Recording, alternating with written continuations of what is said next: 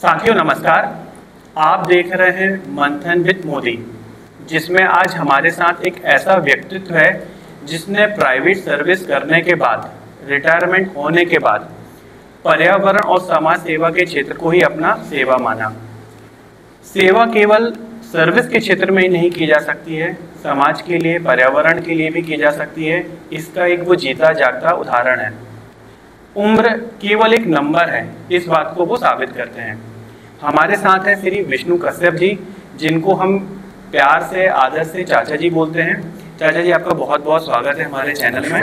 और हम चाहेंगे कि आप इस पॉडकास्ट के माध्यम से हमारे दर्शकों को अपने जीवन के बारे में कुछ बताइएगा। सबसे पहले तो हम जानना चाहेंगे कि आपका व्यवसायिक क्षेत्र या आपकी जो सेवा क्षेत्र रहा है उसके बारे में थोड़ा सा आप बताइए कि आपने जीवन यापन के लिए किस प्रकार का कार्य क्षेत्र अपनाया। मैंने ग्वालियर में 1977 में Jiyaji Rao cotton mill synthetic division को ज्वाइन किया था as a quality control investigator जी। आफ्टर 3 ईयर मैं as a quality control manager की पोस्ट पे आ गया था वहाँ पर। 92 तक, जब तक जेसीबी कंटिन्यू रही, मैं वहाँ सर्विस करता रहा। 92 में आर्थिक कारणों से बिजली की समस्या या जो भी रही वहाँ की समस्या, वो मिल को बंद होना पड़ा। तो मैं बाहर निकल गया, अहमदाबाद गया, देवास गया और अन्य जगहों पे ट्राई किया, दिग्जाम भी गया। और फाइनली मैं 93 में फिर देवास जाकर एस कुमार में मैंने ज्वाइन किया।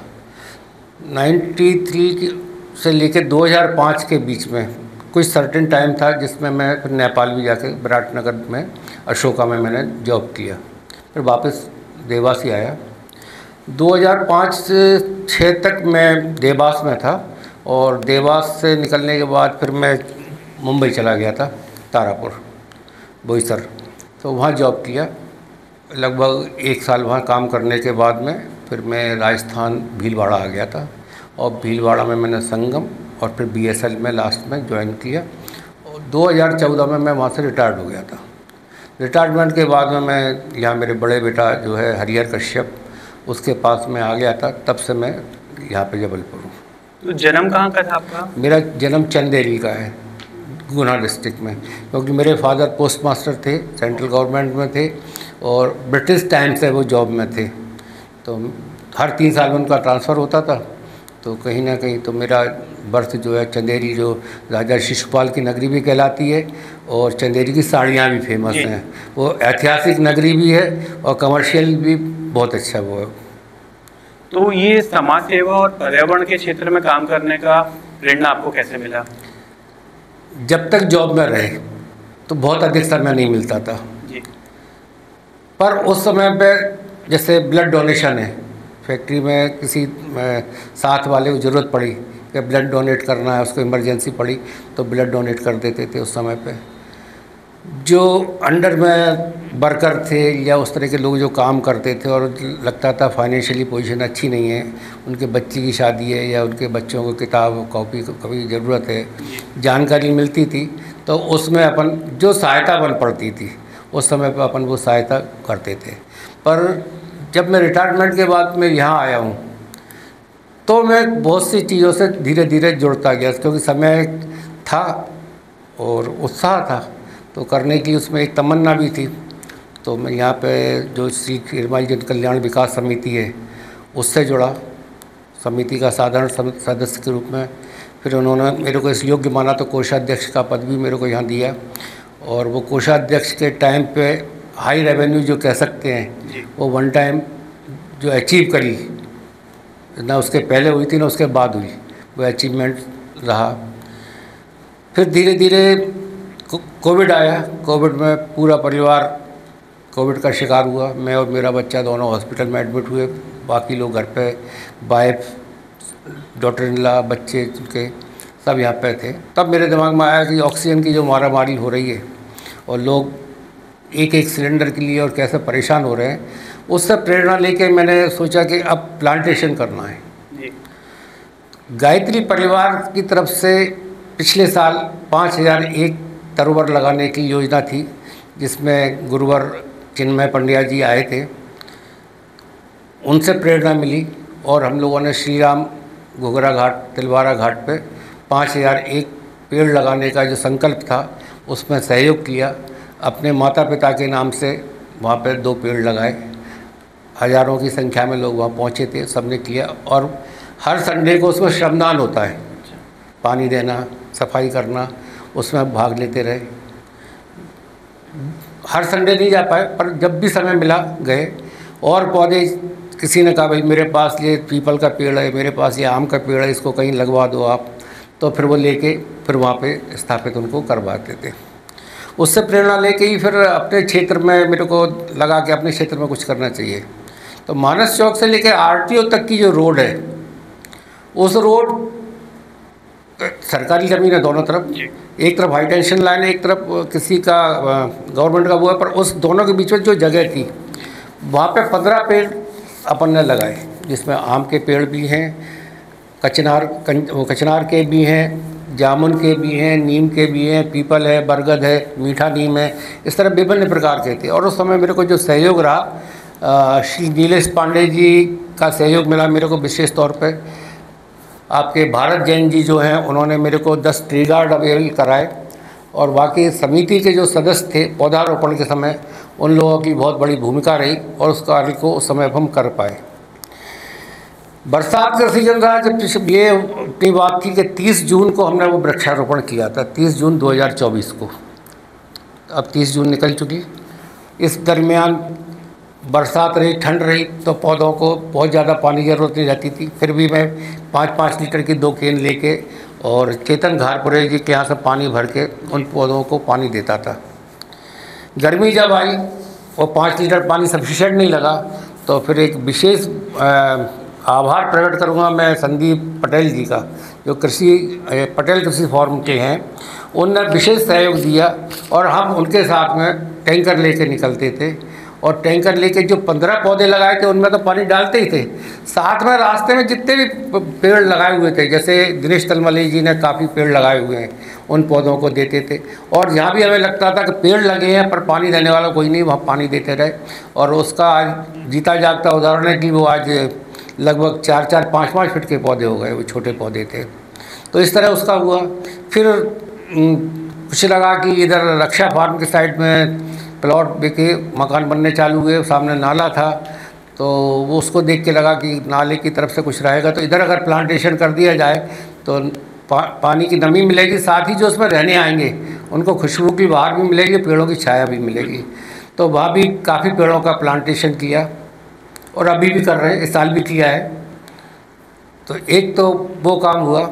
फिर लगभग 2 साल पहले मैं एक ऐसे ही उस पर देख रहा था व्हाट्सएप पे एक मैसेज, तो मिस्टर अरविंद दुबे जी हैं जो कि सप्तऋषि नगर में रहते हैं। वो उनका मेडिकल केतक मेडिकल करके रानीताल पे वो है स्पॉट, उनकी खुद की दुकान है। वो शाम के टाइम पे चाय बिस्किट्स वगैरह ज़रूरतमंद या उन लोगों को कि जिनका कोई नहीं है उन लोगों को वितरित करते। तो उनकी पोस्ट मैंने उनको देखी, वो संडे को भंडारा वगैरह भी करते थे। तो उनसे बात की और एक राग रोटी मुहिम करके चलाई, जिसमें मैंने मानस बिहार के लोगों को जोड़ा।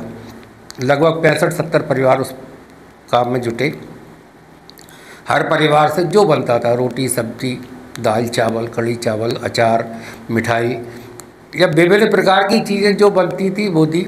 फिर लोगों ने किसी का जन्मदिन है, किसी का विवाह दिन है, किसी के श्राद्ध पक्ष में कुछ है, तो उससे जुड़ा और उन लोगों ने उस पे विशेष दिन पे विशेष रूप से आर्थिक रूप से करके या घर से बना कर दिया। और वो अरविंद दुबे जी के सहयोग से चेतक मेडिकल पे ही वितरित किया जाता है और ये 365 दिन चलता है। इस कार्य में विशेष सहयोगी रहे। जब संकलन वाली बात आई, वो लोग इस क्षेत्र से परिचित थे, मैं क्षेत्र से परिचित था, तो मैंने वो परिवारों को जोड़ा और उसमें अरविंद दुबे जी भी निकलते थे लेने के लिए, मैं भी निकलता था और सत्येंद्र तिवारी जी भी निकलते थे। 3 लोग निकलते थे, उसका कलेक्शन करते थे।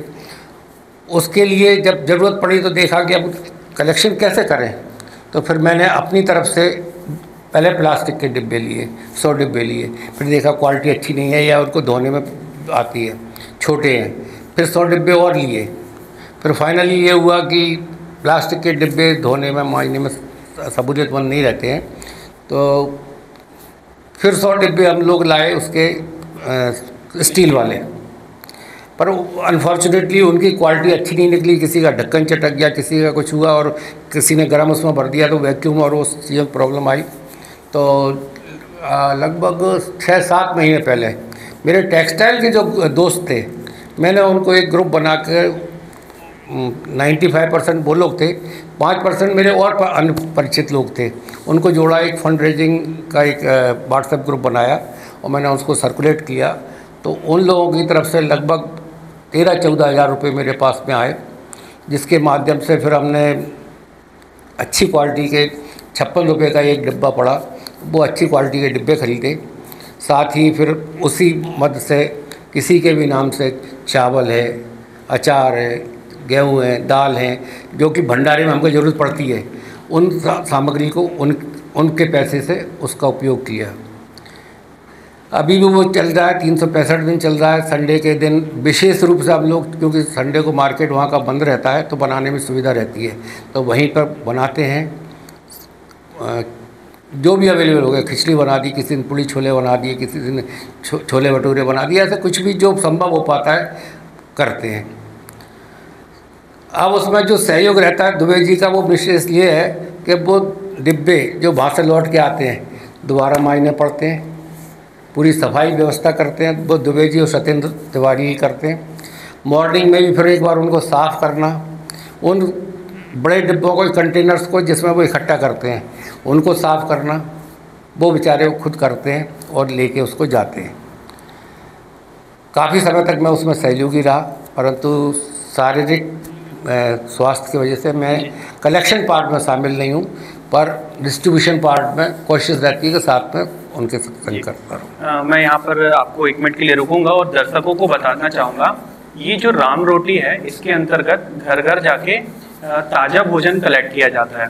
सामान्यतः हम लोग कई बार क्या करते हैं कि जो हमारे घर में बचा हुआ भोजन है वो हम किसी को दान करने का सोचते हैं, लेकिन राम रोटी में जितने भी सदस्य जुड़े हुए हैं उनके घर में जो बनता है, जो वो खुद खाते हैं, वही रोटी, वही सब्जी, वही अचार, दाल चावल या मिठाई वो सहयोग करते हैं। चाचा जी लोगों ने उसके लिए व्यवस्था करके रखी है कि हर घर में डब्बे, खाली डब्बे दिए जाते हैं स्टील के, उसको वो पहले से उनके घरों में व्यवस्थित पहुंचा देते हैं और हर परिवार उसमें ताज़ा भोजन जो उन्होंने सुबह सुबह बनाया हुआ है वो देते हैं और घर जाके फिर कलेक्ट करते हैं, और वही भोजन जो है फिर ज़रूरतमंद लोगों को वितरित होता है। और जो बर्तन बाद में जब साफ सफाई भी होती है वो भी संस्था के लोग करते हैं, उसमें किसी प्रकार का कोई कर्मचारी उन्होंने नहीं लगाया है। तो इससे अच्छा सेवा भाव आप शायद ही कहीं पर देखेंगे।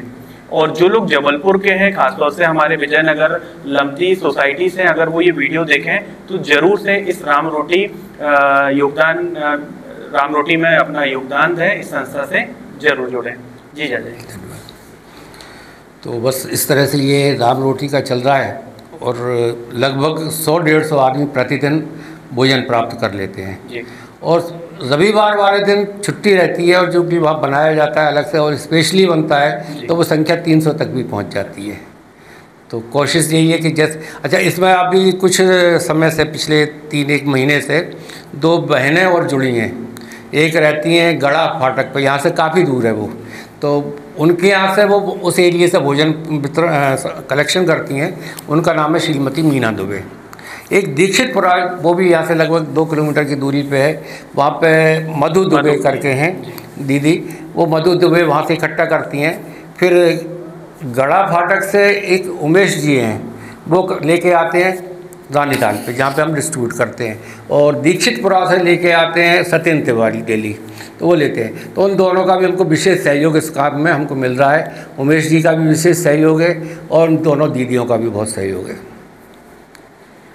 चैलेंजेस क्या क्या आते हैं आप जब इस प्रकार के काम कर रहे हैं, चाहे वो भोजन वितरण से संबंधित हो या पर्यावरण वाले काम हो, तो किस प्रकार के चैलेंजेस आपने देखे हैं और समाज का नज़रिया किस प्रकार का रहा है?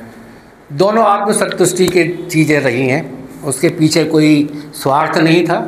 राम रोटी के पीछे भी यही है कि भाई ज़रूरतमंद सर्वहारा वर्ग जो खुले में पड़ा हुआ है, इसके पास कुछ न छत है न कुछ है, उसको भोजन कहीं से मिल गया तो ठीक, नहीं मिला तो ठीक, तो उन लोगों तक चाहे 2 रोटी पहुंचाई जाए, 4 रोटी पहुंचाई जाए, पर कुछ पहुंचे, तो एक यही उद्देश्य लेकर उनके संग चले थे।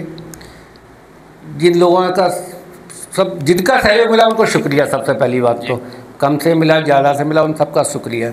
जो लोग दे रहे हैं उनका बहुत बहुत शुक्रिया, और जिन लोग और देना चाहें उनको भी मतलब मैं चाहूँगा कि ज़रूर जुड़ें इस मुहिम से, क्योंकि हमारा जो अंशदान है वो कहीं ना कहीं इस जीवन में नहीं, उस जीवन में कहीं ना कहीं ज़रूर काम आएगा। रही बात पर्यावरण वाले पौधों के लगाने की, उसमें सीमित सहयोग मिला। पहले अकेले शुरुआत की, फिर मेरे संग सत्येंद्र तिवारी ने सहयोग किया, तो हम लोग चेतन घारपुरे जी के यहाँ से पानी लेके बाल्टियों में भर भर के पौधों में डालते थे। फिर संदीप पटेल जी हैं यहाँ पर, एक पटेल कृषि फार्म है, उनसे ऐसी जानकारी मिली। मैं उनसे बोला कि मैं कुछ पे कर दिया करूँगा, आप सहयोग करें, पर उनका बहुत बड़ा दिल है और मैं उनका आभार प्रकट करूँगा। ईश्वर उन पर, उनके परिवार पर कृपा बनाए। वो टैंकर लेके हम दोनों आते थे और उन जगहों पे पानी डालते थे जो हमने लगाए थे, और उन जगहों पे भी डालते थे जो हमने नहीं लगाए थे पर दूसरों ने लगाए थे। उस काम में बीच बीच में हमको सहयोग मिला मेरी अनुपस्थिति में। मैं जब बाहर रहा तो हमारे भाई क्या कहना चाहिए सुशील मोदी जी ने उस समय पे उस काम को नहीं रुकने दिया। संदीप भैया के संग में जुड़ के जल वितरण किया, पौधों को जल प्रदान किया। डॉक्टर एस चौहान, चेतन घारपुरे, बीच बीच में ऐसे और लोग भी जुड़े जिन लोगों ने इस काम में, उस काम को रुकने नहीं दिया, चलने दिया, और उसकी वजह से आज पूरी गर्मी निकल गई और पौधे जीवित हैं। चाची, और इतना लंबा अपने सेवा का अनुभव निकाला है, कार्य क्षेत्र में भी, समाज सेवा में भी, तो आप किन किन संस्थाओं से भी जुड़े हुए हैं और वो संस्थाएं किस प्रकार का योगदान समाज में दे रही हैं? मुख्य रूप से तो राम रोटी का ही है फिलहाल तो, कि राम रोटी के कार्य में कर रहे हैं। और दूसरा, चूँकि मैं यहाँ की समिति से जुड़ा हुआ हूँ, तो क्षेत्र के विकास के लिए अगर कुछ चीज़ें होती हैं, चाहे महापौर से मिलना हो, चाहे पार्षद से मिलना हो, चाहे विधायक से मिलना हो, या सांसद से मिलना हो, या ऐसे अन्य व्यक्ति जो हमको इस क्षेत्र में सहयोगी बन सकते हैं, उनसे प्रेम से लड़के जैसे भी समझ लो, अपना काम क्षेत्र का विकास हो। और उसका एक जीता जागता उदाहरण है समिति के साथ जाकर, समिति वालों के सहयोग से, और समिति ने आरटीओ रोड पे लाइटें लगवा दी, जो कि अंधेरा रहता था, रात में कोई वॉक नहीं कर सकता था। जुआरियों का, शराबियों का अड्डे होते थे, निकल नहीं पाते थे, वो हुए। पहले के जो हमारे पूर्व विधायक थे संजय यादव जी, उनके पीछे पड़ के वो आरटीओ रोड का निर्माण कराया। फिर एक 10 नंबर मानस चौक से लेकर 10 नंबर बस्ती तक जो रोड है, वो भी संजय यादव जी ने समिति के आग्रह पे बना कर दी।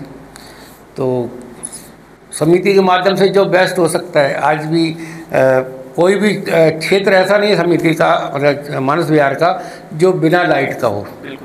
लाइट लगी है, लाइट जाती भी है तो समिति प्रयास करती है, और 2 दिन में 3 दिन में जैसे भी वो बंदा आता है, लाइट बल्ब जलती है। तो आज पूरा क्षेत्र रोशन है।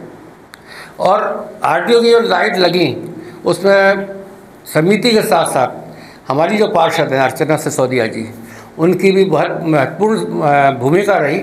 उन्होंने जो सहयोग दिया या प्रशासन पर दबाव बनाया, तो वो लाइट लगवाने में उनका बहुत सहयोग रहा। मैं उनका भी आभार प्रकट करता हूँ।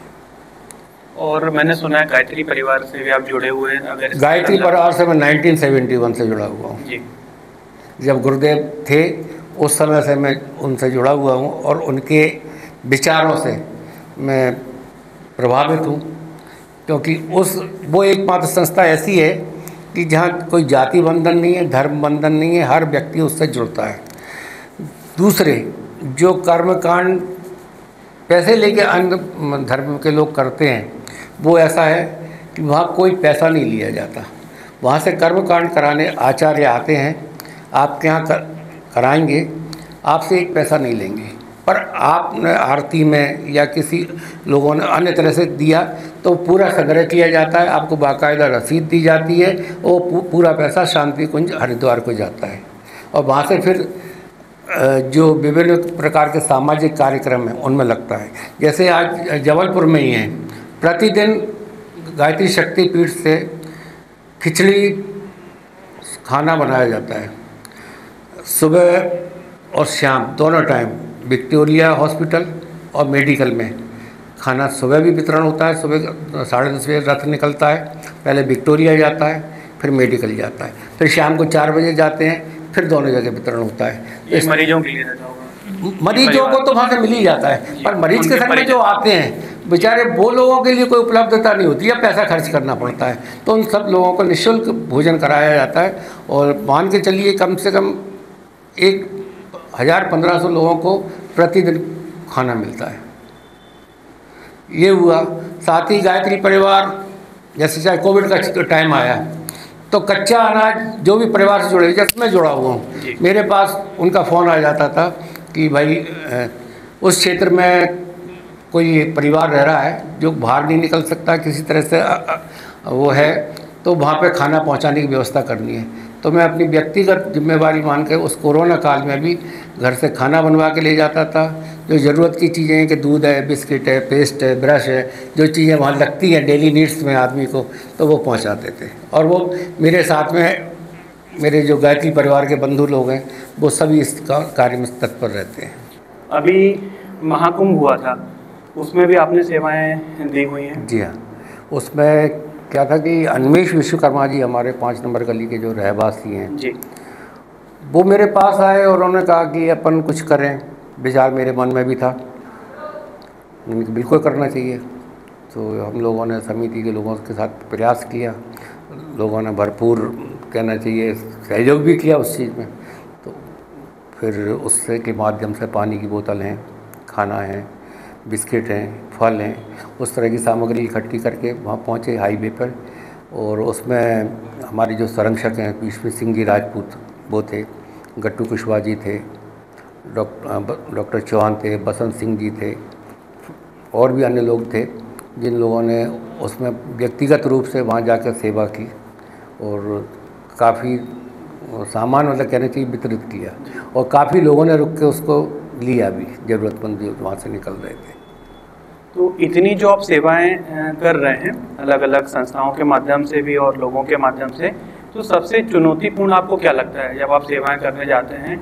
तो क्या चीज़ आपको लगती है चुनौतीपूर्ण, और समाज से ऐसा क्या आउटपुट अपन को मिलता है जहां हमको लगता है कि नहीं, यहाँ पर हमको समाज सहयोग नहीं कर रहा है?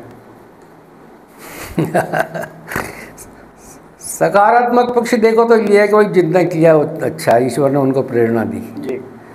मान के चलते हैं। जिन लोग नहीं कर रहे उन्हें ईश्वर प्रेरणा नहीं दे रहा, पर ईश्वर प्रेरणा दे, बस यही कह सकते हैं। किसी के लिए क्या बोलें, ज़माना ऐसा है कि घर से बाहर आदमी नहीं निकलना चाहता, 2 पैसे खर्च नहीं करना चाहता।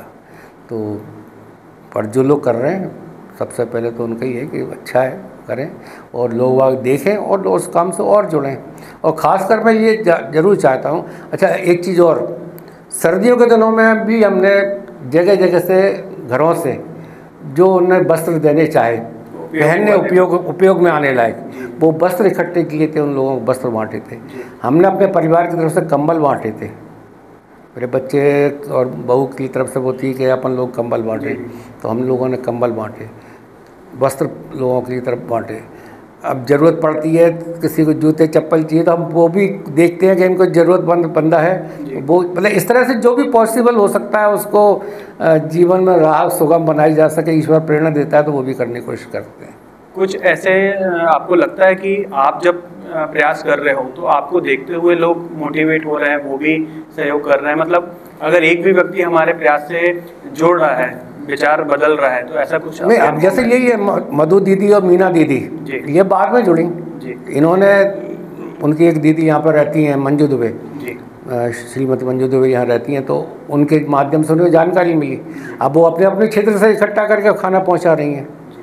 तो ऐसे प्रेरणा मिलती है। ठीक है, स्टार्टिंग आज 2 साल हुए हैं, पर आज 150-200 आदमियों को भी प्रतिदिन कुछ मिल जाता है। तो अब कोशिश करते हैं कि ये आगे बढ़ें। और आग्रह निवेदन यही करूँगा कि जो लोग इसको देख रहे हैं वो किसी न किसी माध्यम से पर्यावरण से भी जुड़ें और गरीबों को भोजन पहुंचाने तक भी जुड़ें। यह जो सेवा हो सकती है आज जैसे गर्मियों में होती है, पोस्ट बहुत आती हैं, परिंदों के लिए पानी का कुछ व्यवस्था करें, नहीं होती। पर हम अपनी तरफ से कोशिश करते हैं कि वो पानी के पॉट भी खरीद के हम लोगों को देते हैं, भैया तुम अपने घर के बाहर इसको रख लो, लगा लो, कुछ भी कर लो। अगर सरकार या समाज से कोई सहयोग मिले तो आप और ऐसा क्या काम है जो करना चाहते हैं आगे के लिए? सबसे पहले तो प्लांटेशन का ही करना चाहूँगा कि जितने अधिक से अधिक पौधे होंगे, क्योंकि जनसंख्या जिस हिसाब से बढ़ रही है और पर्यावरण की अशुद्धि बढ़ रही है और लोगों को उसकी ज़रूरत है, बढ़ते हुए प्रदूषण को कम करने के लिए पौधे बहुत आवश्यक हैं। और मैं किसी से कहूँगा कि क्या अपने घर के आगे लगाओ, एक पौधा ज़रूर लगाओ। अगर प्रशासन से पानी की व्यवस्था हो जाती है तो पौधे लगाने की जिम्मेवारी मेरी है। अभी सबसे बड़ी समस्या वही आती है कि प्रशासन से सहयोग नहीं मिलता और गर्मियों में पानी ना मिलने के कारण उनको पौधों को जिंदा रखना बहुत बड़ा टास्क होता है।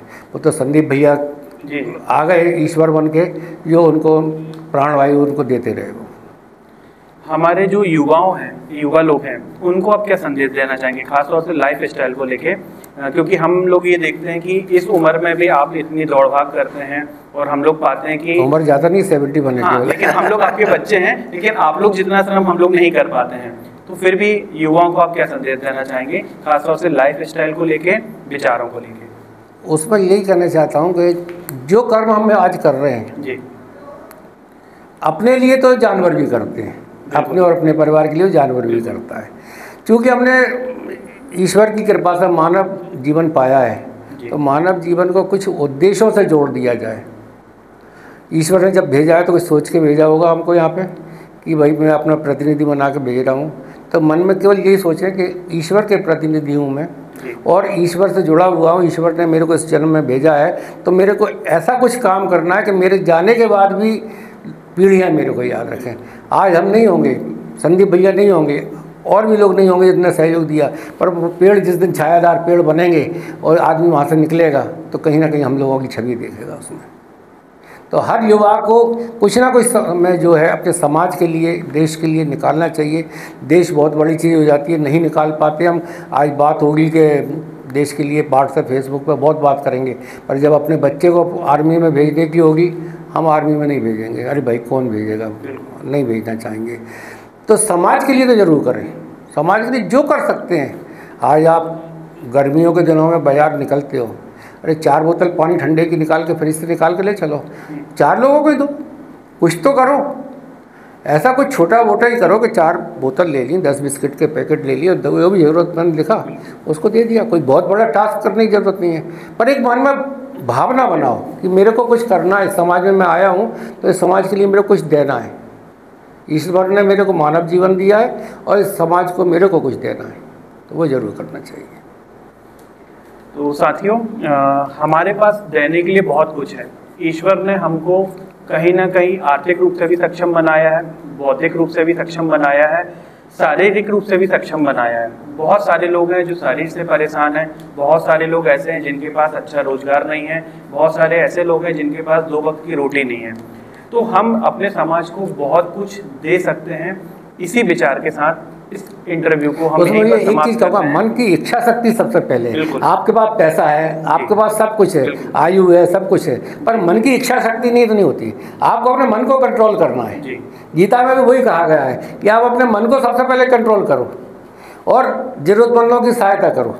और ज़रूरतमंद आपकी सहायता किस रूप में करेंगे आपको नहीं मालूम। भगवान राम अपने आप में सक्षम थे, पर वानर रीछ जो थे तो छोटी छोटी इकाइयाँ थी जो युद्ध जीतने में बहुत बड़ी सहायक बनी। तो हमको वो बनना है, कोशिश वो करना है कि मन की इच्छा शक्ति को बढ़ाएं और ईश्वर से करें कि हमको और शक्ति दे, हम कुछ कर सकें। तो इसी विचार के साथ हम इस संवाद को यहीं समाप्त करते हैं। आशा करते हैं कि आप हमारे संवाद को लाइक करेंगे, शेयर करेंगे, और अगर अभी तक आपने हमारे चैनल मंथन विद मोदी को सब्सक्राइब नहीं किया तो प्लीज़ आप इसको सब्सक्राइब भी कर लीजिएगा। बहुत बहुत धन्यवाद दोस्तों, आप सभी को जय श्री राम। जय श्री राम।